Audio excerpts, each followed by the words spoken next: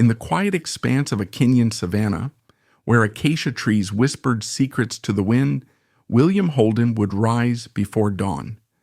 As the first light painted Mount Kenya's peaks in gold, he would walk the grounds of his wildlife sanctuary, a flask of coffee in one hand, feeding orphaned animals by hand with the other.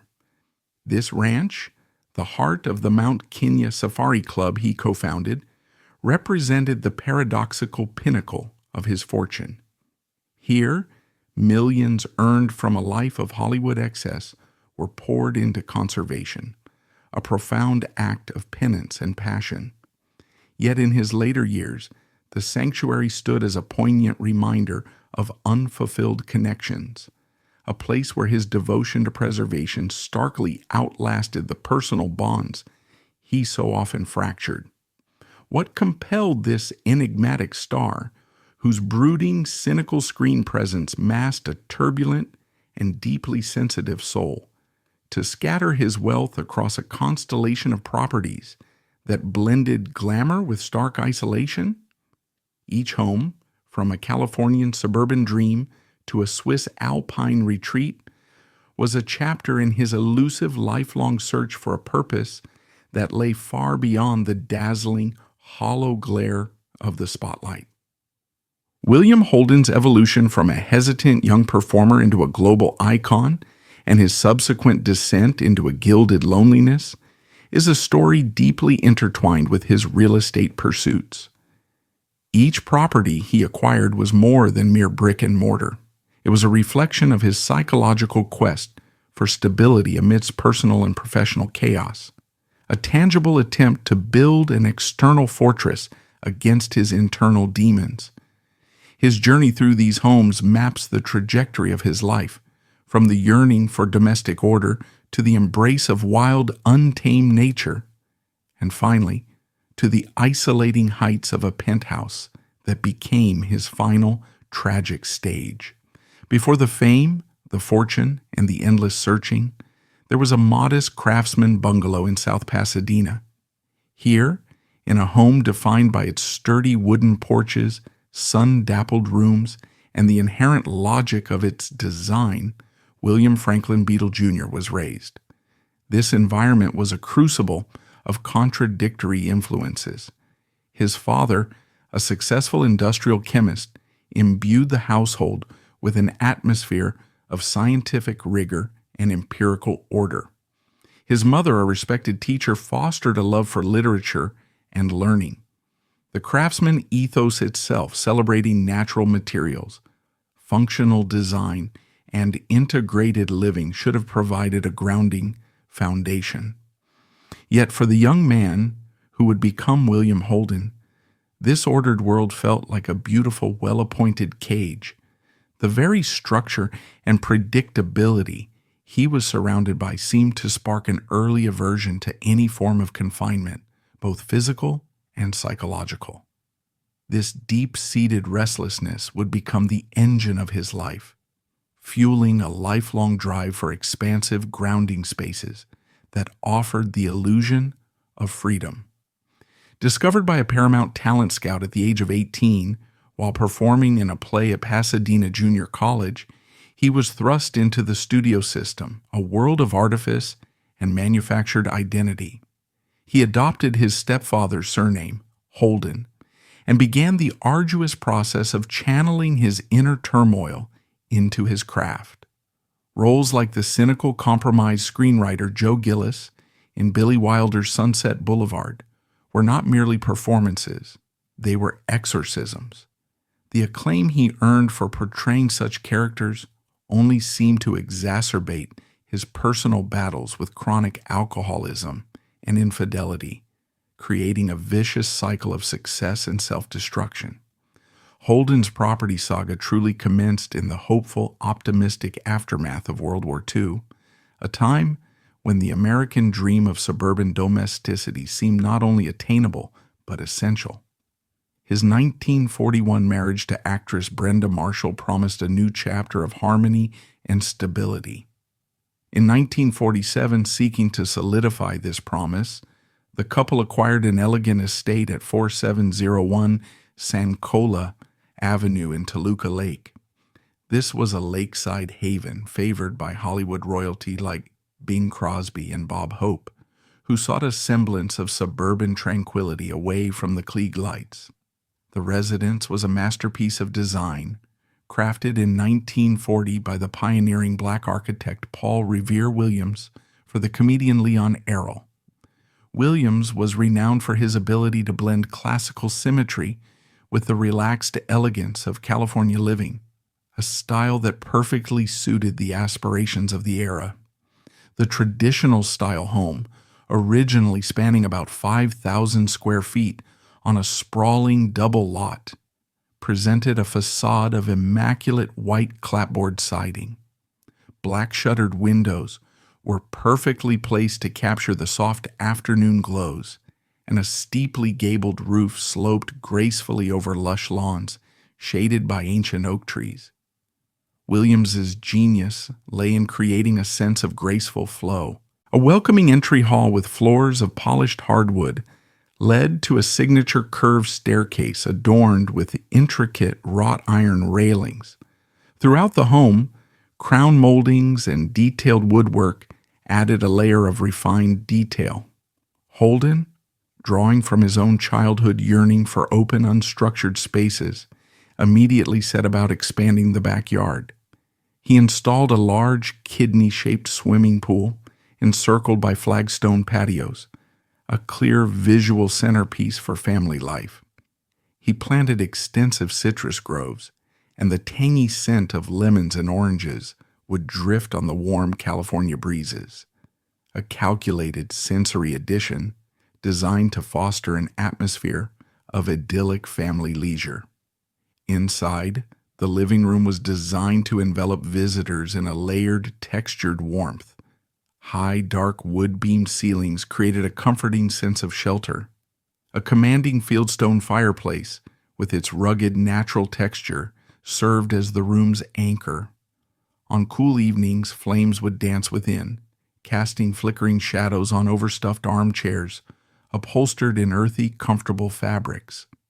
The walls became a gallery of their life, formal family portraits, including a prominent triptych oil painting of Brenda Marshall exuding a quiet, matriarchal strength, hung alongside candid snapshots.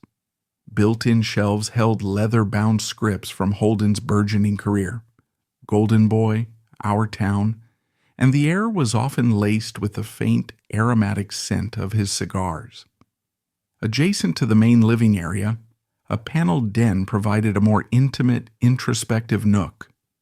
The dark wood walls seemed to absorb the subtle light from brass lamps, creating a cloistered, focused atmosphere. Here, a large leather-bound globe sat on a stand, and a handsome desk was often cluttered with notes and scripts where Holden would rehearse lines, finding a pocket of focused solitude amidst the bustle of a growing family. The kitchen, meanwhile, buzzed with a bright, practical energy. Blue-tiled counters gleamed under natural light pouring in from large, garden-facing windows. Wooden cabinets were meticulously organized with everyday wares. It was in this kitchen that Holden would attempt to ground himself in domestic rituals, experimenting with simple meals like scrambled eggs for his two sons, Peter and Scott. The familiar sense of his cooking mingling with the aroma of Brenda's coffee brews were part of a daily ceremony, meant to anchor their often chaotic schedules. The upstairs bedrooms were designed as personalized retreats. The master suite featured heavy velvet drapes that could be drawn to create a dark, womb-like sanctuary.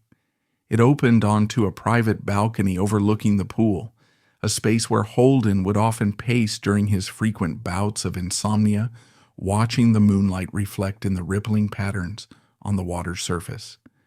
The bathrooms were a testament to his almost obsessive hygiene, a habit rooted in the discipline of his wartime service. He was known to take up to 4 hot showers a day. They featured marble vanities, gleaming chrome fixtures, and a seemingly endless supply of hot water. This home became a locus for Hollywood lore, It hosted intimate Oscar parties, most notably in 1954, when his Best Actor statuette for Stalag 17 gleamed on the mantel as guests like Frederick March and Billy Wilder raised their glasses in toast.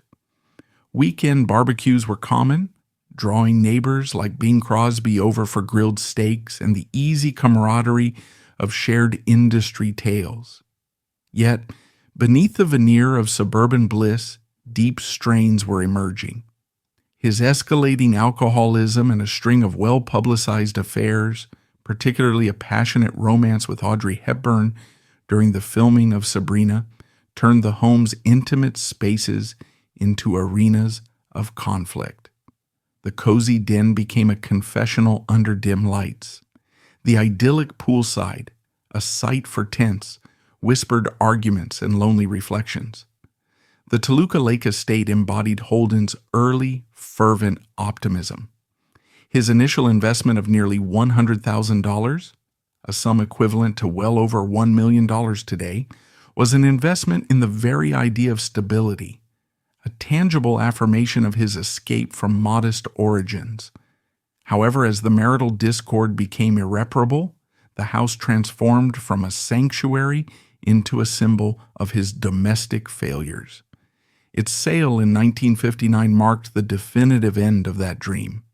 In later years, the home was expanded to 6,334 square feet and passed through other famous hands, including Denzel Washington. But for Holden, it would always signify the place where the dream of a stable family life had irrevocably eroded. With his marriage to Brenda Marshall formally ending in a drawn-out divorce, Holden's focus, both emotionally and financially, shifted dramatically overseas. He sought a balm for his wounded psyche, not in another home, but on another continent. In 1959, during a hunting safari near Nanyuki, Kenya, he stood at the equator's edge and fell deeply in love with the vast, raw beauty of the landscape. Alongside his companions, oil tycoon Ray Ryan and Swiss financier Karl Hirschman, he acquired a faltering colonial property on 65 acres overlooking the misty, cloud-shrouded heights of Mount Kenya. Their vision was to redevelop it into the world's most exclusive club. The property was originally known as Mawingo, a private residence built in the 1930s that had been converted into a modest inn in 1948 by Abraham Bloch. The architecture was a charming fusion of British colonial sensibilities and local Kikuyu motifs. The main building was a two-story lodge constructed of whitewashed stucco, instantly recognizable for the whimsical pink and white striped verandas that wrapped around its exterior. Outbuildings featured rustic thatched roofs, and stone pathways meandered through acres of meticulously landscaped gardens filled with acacia trees, vibrant bougainvillea, and countless species of exotic, high-altitude blooms. Holden took a passionate, hands-on role in the club's expansion and redesign. He directed the addition of the William Holden Cottage Suites, a series of 12 luxurious bungalows that mirrored the main lodge's charm. Each cottage boasted vaulted wooden ceilings, a massive stone fireplace to ward off the high-altitude chills, and a private lawn where the dew-kissed grass met the unfenced savanna, offering breathtaking vistas of grazing wildlife. The interiors of the club were curated to evoke a sense of sophisticated adventure. The floors of the main lodge were made of rich teak, polished to a mirror-like sheen. The walls were lined with striking black and white photographs of Holden on various hunts and safaris, projecting a rugged, Hemingway-inspired flair. The lounges were furnished with deep, comfortable leather sofas strategically oriented toward panoramic windows that framed the spectacular landscape, turning the view of grazing waterbucks, zebras, and gazelles into living art. The main dining hall fostered a sense of communal warmth, with long banquet-style tables set under glittering crystal chandeliers. The menu was lavish, featuring local game like venison, an abundance of fresh tropical fruits, and dishes seasoned with exotic spices, the ambiance enriched by the scent of wood smoke from the fireplaces and the hum of evening conversations. The individual cottages offered a more intimate form of luxury. Four-poster king beds were draped with elegant mosquito netting. Ensuite bathrooms featured clawfoot tubs positioned to offer views of the bush. Brass lamps cast warm, inviting hues on locally woven rugs, and the collection of African artifacts, masks, sculptures, and textiles that Holden personally curated. He expanded the club's amenities to include stables for horseback riding trails, a swimming pool, a tennis court, and even a 9-hole golf course designed by Jack Nicklaus that ingeniously weaved through the natural terrain. Crucially, his vision extended beyond mere luxury. On the adjoining 1,200-acre game ranch, he established an animal orphanage.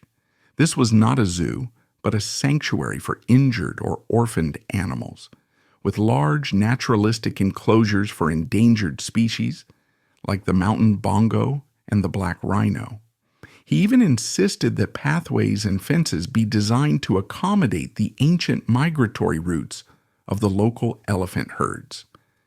Gatherings at the Mount Kenya Safari Club radiated an unparalleled exclusivity. The membership roster was a who's who of global elites, and the club's golden guest book, kept in the Zebra Bar, bore the signatures of Winston Churchill, Lord Mountbatten, and fellow entertainers like Bing Crosby. Lanterns would illuminate glamorous cocktail hours on the veranda as members swapped stories against the backdrop of a setting sun. Holden developed his own set of rituals here. His days began with the early morning feeding at the orphanage. Hand-nurturing a baby bongo or a young cheetah became a form of therapy, a way to connect with a purity and innocence that he found lacking in the superficial world of Hollywood. There were quirky episodes, too, like the time several pythons used in the 1962 film The Lion, shot on location at the club, escaped, causing a brief period of chaos. Holden, ever the fatalist, dismissed it with a shrug as nature's whimsical way of keeping things interesting. This estate captured his profound mid-career metamorphosis. He had arrived in Africa as a recreational big-game hunter, but was transformed into a fervent, dedicated conservationist. He invested millions of his own money into the club and the Wildlife Foundation, finding a purpose-driven haven that stood in stark contrast to the emotional wreckage of his divorce.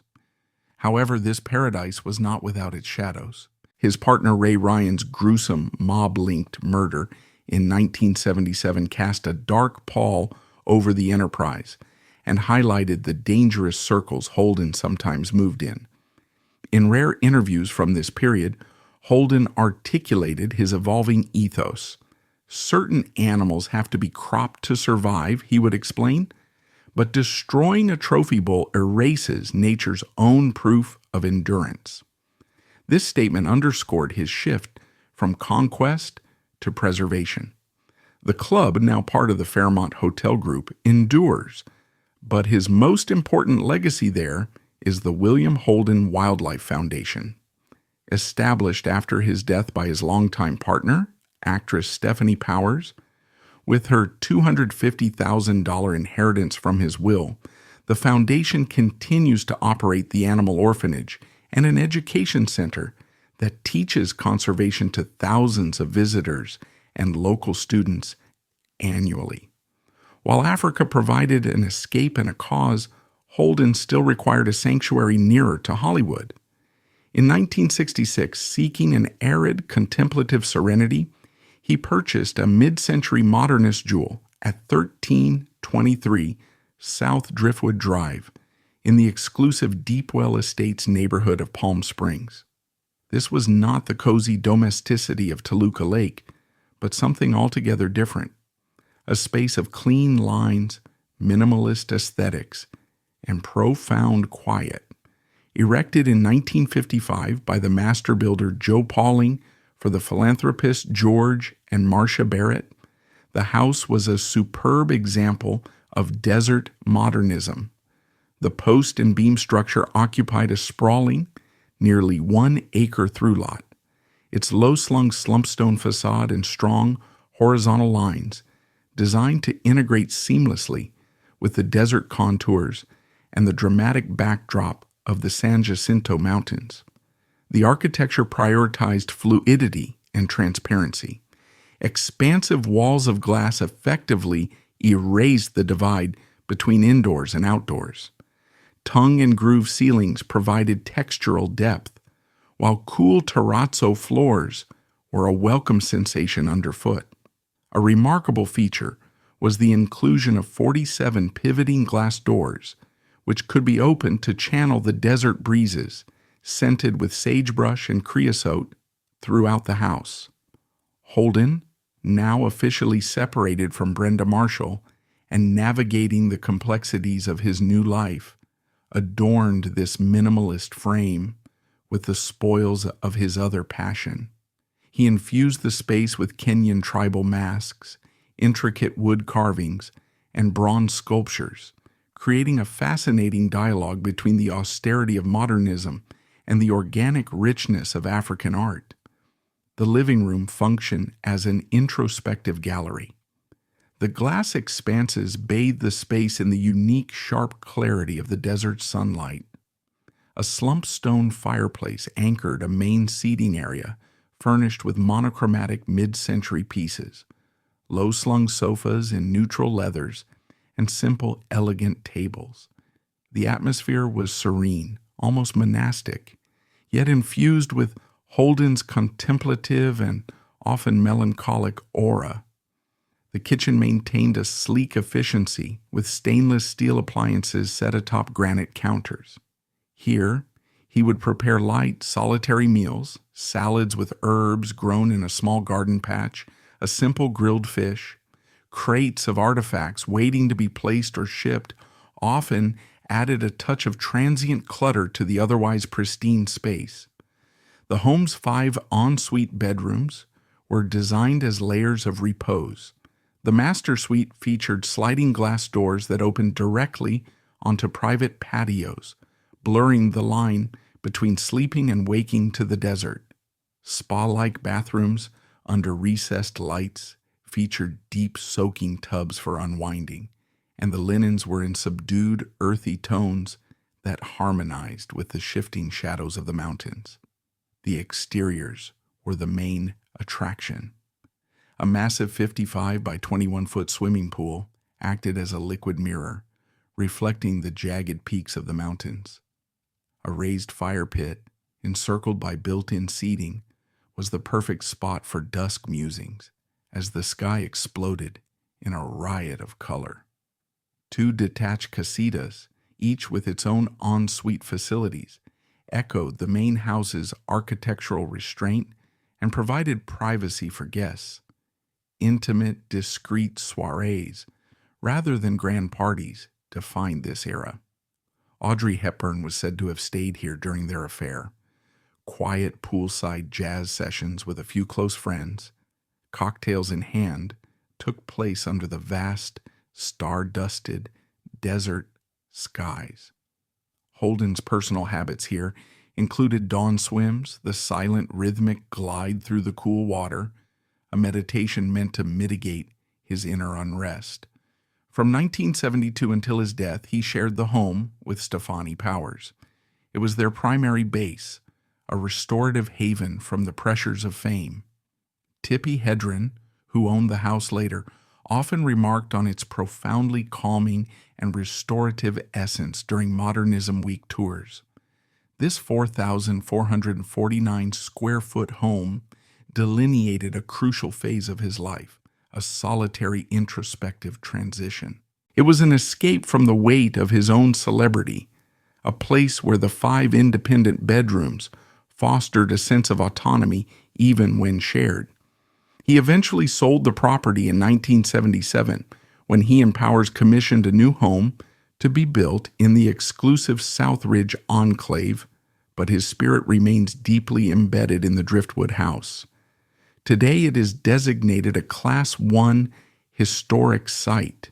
Its high-end fixtures and elegant minimalism, a preserved testament to Holden's search for a refined, private retreat. In his later years, Holden's property portfolio became increasingly fragmented, reflecting a growing rootlessness. A timber-framed chalet in Geneva provided a strategic European tax refuge. Nestled on the shores of Lake Geneva amidst alpine splendor, it was a place of dramatic contrast to his other homes. A great room with vaulted ceilings and massive stone hearths combated the bite of the Swiss winter. Panoramic windows framed snow-capped peaks, and it was here, in profound isolation, that he would review scripts, the crisp, pine-scented air a world away from the desert heat of Palm Springs or the savannah of Kenya.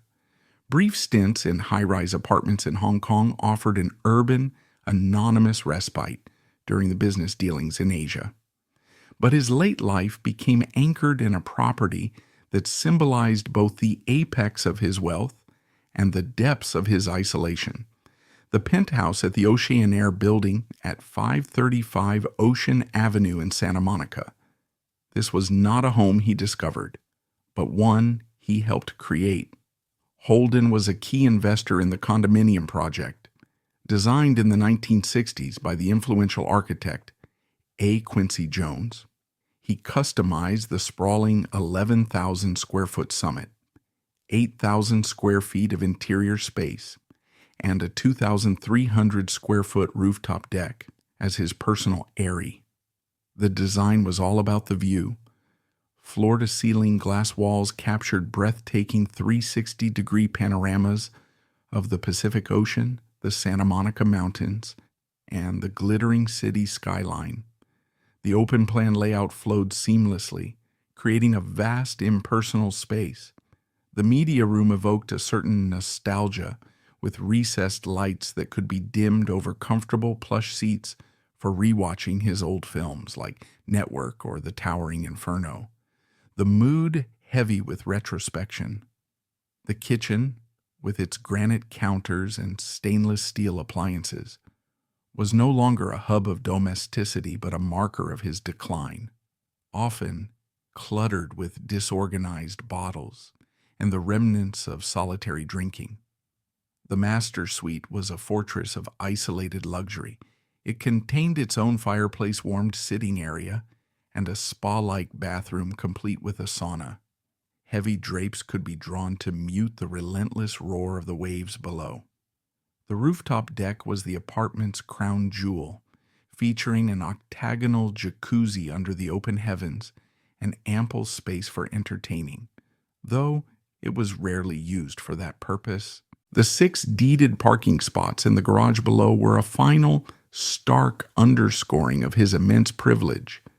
Peculiar, lonely habits surfaced here. He was said to engage in dawn monologues, standing on his balcony and speaking to the sea, his voice lost in the Pacific winds. This magnificent abode chronicled the twilight of his life. His alcoholism, long a companion, became his captor. In November 1981, he died there alone, the result of a fatal fall after a night of heavy drinking. He had tripped on a rug, gashed his forehead on a bedside table, and bled to death, too intoxicated to call for help. His body lay undiscovered for 4 days.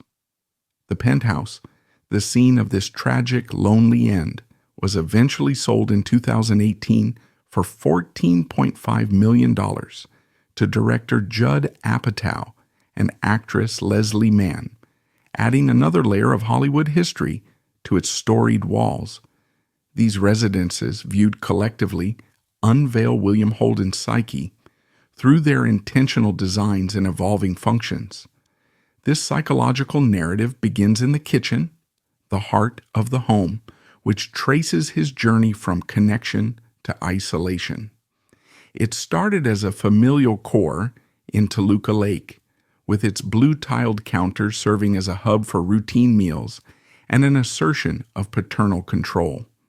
This evolved into the structured communal kitchens of his Kenyan safari lodge, geared towards sustenance against the wild, and later morphed into the sleek, efficient space for solitary prep in Palm Springs. Ultimately, the progression ended at the cluttered counters of his Santa Monica penthouse, which admitted a final tragic defeat. This arc extended beyond the walls to the grounds themselves, where the outdoor spaces charted his relationship with the world. Toluca Lake's pool and citrus groves were a stage for the performance of family life, while the sparse, minimalist landscaping of Palm Springs offered a necessary retreat from crowds and scrutiny. In contrast, the vast Kenyan lawns became a canvas for action and purpose through his rescue work. Finally, the seclusion of his Geneva Alpine grounds and the windswept empty stage of his Santa Monica rooftop deck reflected a man high above the world, yet profoundly alone. The home's public face, its living spaces, mirrored this same trajectory. What began as a showcase for family and success in Toluca Lake and evolved into a lounge fostering adventure and camaraderie in Kenya, later transformed into a glass-walled gallery for deep introspection in Palm Springs, before becoming a vast echo chamber of memory and regret in the open-plan penthouse. Perhaps most tellingly, his evolution was traced even in his closets. The tailored suits of his Toluca Lake years, representing the pinnacle of Hollywood glamour, gradually yielded to the durable safari attire of his Kenyan life. In the end, the casual disarray of his wardrobe in Santa Monica was a quiet but powerful physical manifestation of the dissolution of the carefully constructed image he had maintained for decades.